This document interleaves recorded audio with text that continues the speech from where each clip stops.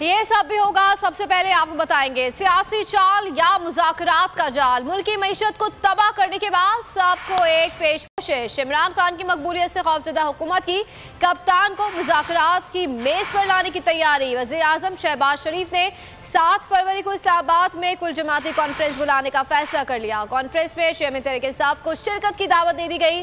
वज़ीर आज़म ने आज पेशावर में होने वाली एपेक्स कमेटी के इजलास में PTI के 2 नुमाइंदों को भी शिरकत की दावत दी।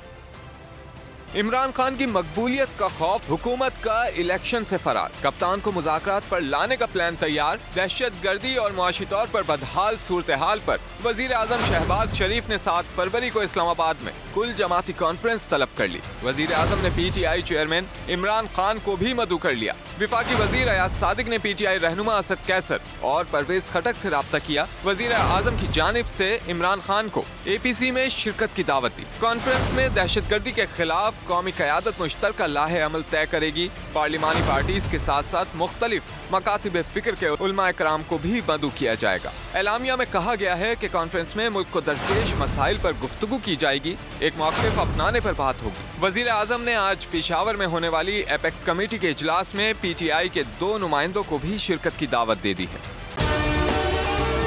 अगर आपको हमारी ये वीडियो पसंद आई है तो लाइक पर क्लिक कीजिए। खूने नाहक बहुत पी चुकी ये जमीन, अब कोई दिन में ये खून उगलने को है।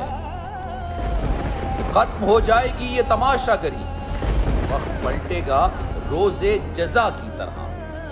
ये जो पेशावर में ताजा लहू है बहा, एक क़यामत करेगा फलक पर बपा। गम की सलमनाक घड़ी में बोल सानह पेशावर में शहीद होने वालों के लवाहिकीन के साथ। सब्सक्राइब करें और बेल दबाएं ताकि कोई खबर रह न जाए।